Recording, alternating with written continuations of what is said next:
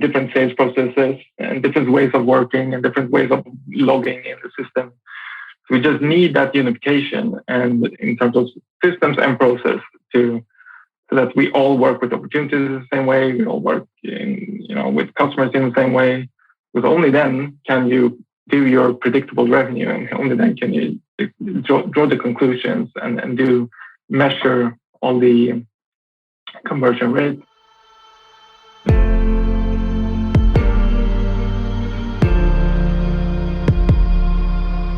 This is Sales Ops Demystified, the number one most downloaded podcast in sales operations. We invite the brightest minds in sales ops onto the show to deconstruct the what, why, and how behind rep productivity, forecasting, metrics, and all things revenue. This podcast is brought to you by Ebsta, a revenue intelligence platform used to identify risk in the pipeline and score customer engagement, and is sponsored by the Global Sales Operations Association and the UK Revenue Operations Network.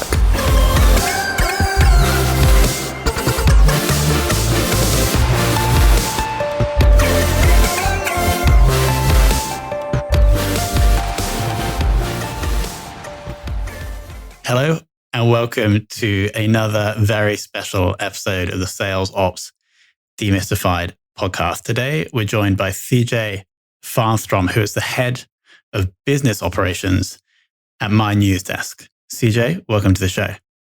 Thank you very much. Thanks for having me. This is an absolute pleasure. We haven't had that much representation from the Northern Europe / Scandinavian countries on the show, so I'm very glad to have you here today, CJ. Thank you. First question is, I see from your work history that you, once upon a time, were in sales. You had an account manager role. I'd love to know two questions. First, what impact that experience has had on your sales ops career? And then secondly, why you transitioned from that into sales ops? So the impact, well, I think what that brought me was kind of a respect of how insanely difficult that job is, like the sales job. And basically every month you're starting from scratch. You might have a pipeline built up, but you have zero on your account, and just it's a journey like every month, and it starts over, and you need to chase that revenue and get the meetings and do the calls, and it's it is a tough job. So that I have with me, absolutely. And in terms of also in my role now, I think having that experience with me also makes it easier for me to kind of work with these with salespeople today, because I understand them and I speak their language a bit, and just the respect for them, absolutely. I think the reason I moved into sales ops was, when I started out in sales, I was, moderately successful in sales. I think I've always been more of a system and process, stronger in those areas.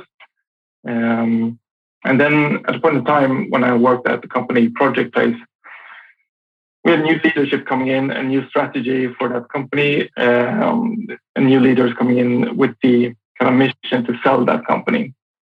And then we were kind of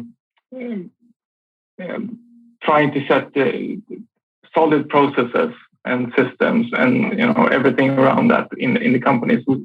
A business operations group was set up because of that, and my kind of profile kind of mapped into to that group. So I joined that group, and we started setting up that group and those processes around that company. Awesome. Moving on to skills. From our research of you, it seems like your area of expertise lies between both leadership and analytical skills. As your career has progressed, what if the usage of each of those, has that changed over time? For example, did you used to use more analytical skills like earlier on in your career, and then leadership skills later on?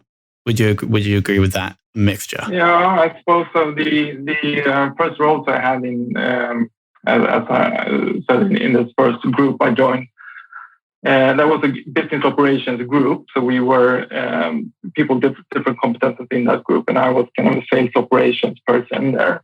And we had a marketing person and a finance person in that cross-functional group. And then my job was pretty much to provide knowledge about how salespeople work and think and sales process, and also to do reporting and lots of analytical things like that. Whereas now I'm in a role where I'm taking more of a holistic business operations approach, and also doing a lot of change management in sales process. So for that, yes, in that change management and kind of leading those projects, the sales process changes, it's definitely the leadership skills plays in more. Got it. Let's zoom in onto Mynewsdesk now.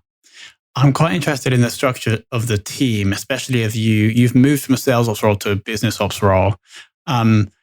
Does sales ops fit within the larger business operations function? No. So it was essentially Mynewsdesk a couple of years ago. I was setting a new strategy to kind of do a kind of turnaround and growth plan. And one of the things that came out of that plan was to start working with the sales operations or business operations function, because that didn't exist here before. So I kind of joined as sales operations and pretty much teach the company what a sales operations business operations person can do. So in that, I work a lot with the sales process and sales technology and commission models and sales enablement and prospecting and so on. Sorry, please repeat the question. It was just whether the sales ops function sits underneath or within business operations. Yeah, so now I kind of moved into a business operations role when we had just natural reorganizations in the company.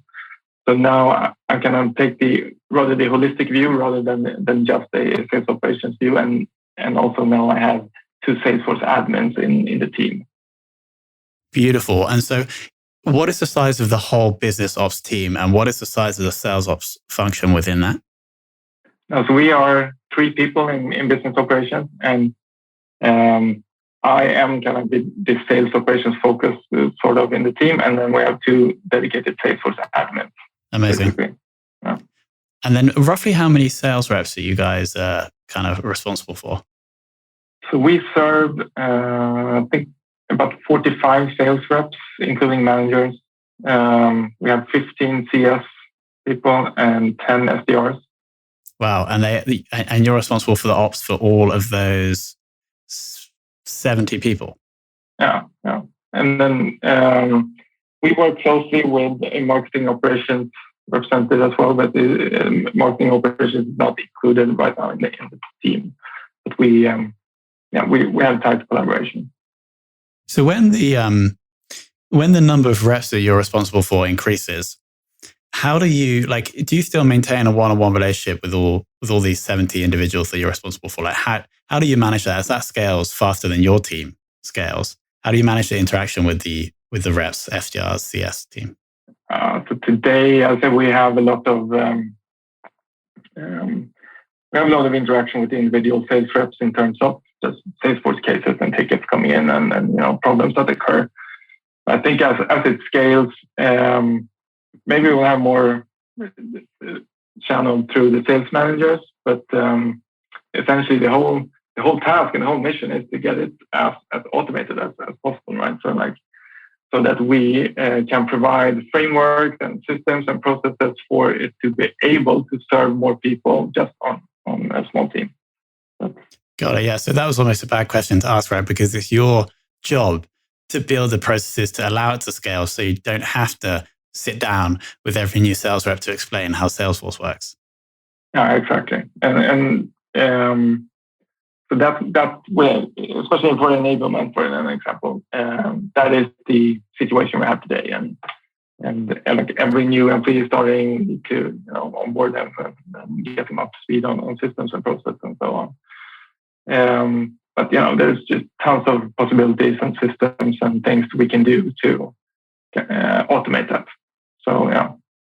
On the topic of automation, could you break down like the core parts of the sales tech stack you have?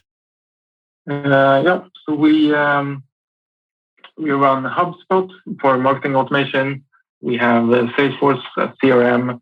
We're now implementing Salesforce CPQ, which is this quoting and subscription module. We run NetSuite for ERP, and then we have a bunch of smaller apps connected to Salesforce, for digital signature, and we have a AI kind of prospecting tool. It's pretty cool, called Qualifier. We do some card payments on Stripe. We run some Sales Navigator and LinkedIn for prospecting. Amazing. And in the first, nearly a half of the year, but in the first half of 2021, what has been a big focus for the three of you? We have almost solely focused on the CPQ implementation now, because our Salesforce org is very old. It's from, I think, 2005, 6 something. And as companies grow and you do tons of reorganizations over the years, and Salesforce ends up being just a patchwork, right, of just codes and different things and objects, and so we're doing a bit of a Salesforce revamp, whereas CPQ is one of the components of that, but also like a driver to kind of clean up things. 2 years ago, I would say all of our sales orders came in. We just stacked upon each other. So we just had a bunch of opportunities and a bunch of sales orders. Whereas now we're kind of moving into having subscriptions to really align with how a subscription business is working. So that is a big shift in kind of data model which we work on. Awesome. And then final question from me is, who in the world of sales ops would you most like to take for lunch? Yeah, so I saw another episode of this podcast here when there was a girl, Stephanie from Google, who's also Swedish,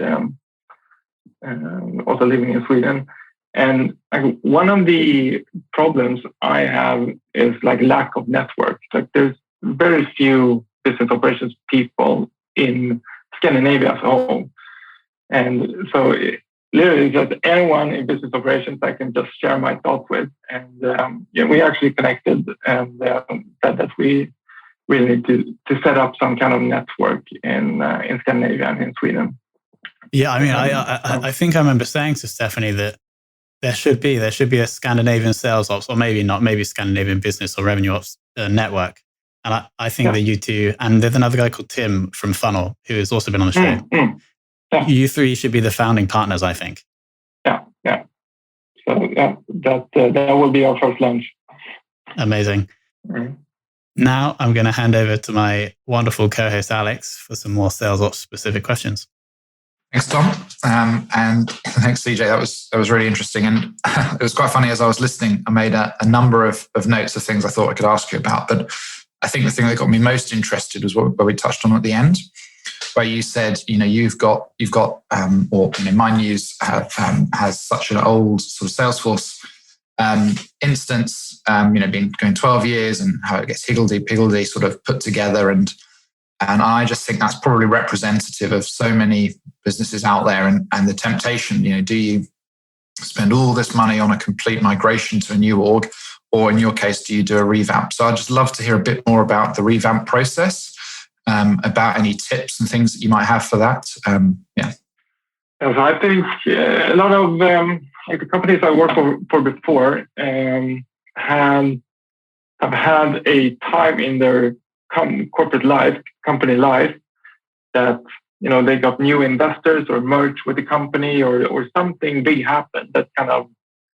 made a system cleanup for some reason. Like they were forced to switch CRM, but we never had that. So essentially we just built on and on and on. And that was absolutely up for discussion. Like, should we kind of start all over again? And we were looking to merge with another company. And then that would have been a good option, just to start over. We ended up not merging. We're just working as sister companies instead. So then we kind of thought that we could, it's probably a better idea to just revamp it and just keep people working in our orgs, and we can just work in background and just launch it at some point. Great, thanks. And I suppose, so what were some of your priorities then when it came to revamping? What were some of the things that needed to change? Well, Salesforce has surprisingly poor support for subscription business, even though there are like the SaaS themselves. So in this revamp, we're absolutely looking for just supporting the kind of sales model that we have, that's similar to a lot of SaaS companies with an SDR team and an AE team and CSM, and we're going to work on renewals and we do amendments and so on. And just to have that structured and measurable, so that we can do the forecasting we want, and also to support the large sales and marketing funnel across the whole organization, so they can see how many leads do we get in, and from what sources, and how many opportunities do those create, and what money do we get from those, and how long does it take to do each and every one conversion, because then you can do your forecasting that you need for making 4-year plans or 5-year plans, or even going to other markets, right? That is definitely what you think that it's just super beneficial to have in place. Thank you. And I suppose so. And is it fair to say that one of the big impacts of a sort of an old and fragmented and sort of ad hoc built Salesforce org is it makes it harder to get that unification across the whole revenue life cycle? Would that be something that you'd agree with? No, it's it all depends on how it's built from the beginning. So I think a problem that we have had, and that maybe a lot of other companies,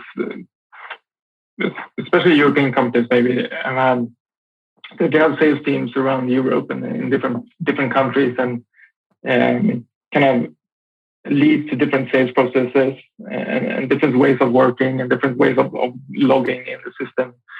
So we just need that unification, and in terms of systems and process, so that we all work with opportunities the same way, we all work with customers in the same way. Because only then can you do your predictable revenue, and only then can you draw the conclusions and measure all the conversion rates and time lapses and so on. Yeah. Great, thank you. And then just last question, I think, but just on your implementation of CPQ, which seems to be increasingly popular at the moment, but also one of the sort of the hardest and longest things that people tend to find to implement. And you said you spent most of the quarter or even the year so far on trying to get that in. Any particular challenges or tips that you've had from trying to get that implemented that could be helpful for other people thinking of the same thing? It all depends on where you start from. I was in a similar CPQ implementation in my last job, where our ground setup was pretty good. We already had like a subscription framework, and for that, it's just super easy. Here and in other companies I work with, we don't have like the sense of a subscription. It's just orders on top of each other, and that makes it everything more difficult, of course. So it's just time, and the way we've done it here now is that we're gonna, as part of the enablement, just prepare a user acceptance test sandbox and just let people in and test and just test the hell of it during summer, and then we'll configure and make the adjustments and launch after summer. Great. Well, hope that all goes well, but it sounds like a really solid approach. Cool. Thanks very much. That's all the questions I have. All right, CJ, I want to thank you so much for coming on. I'm going to call this episode, or the thing that struck me the hardest was actually your first point about the account manager or the sales role is really, really hard. And so I'm going to call this episode the most difficult job in the world. And I think it's so important that sales ops, business ops people understand that their customers or the people they work with, which is the sales reps. And that's the thing that I took away from this episode. So I want to thank you so much for being so generous with your time and wisdom with Sales Ops Demystified. It's been an absolute pleasure. Thank you very much.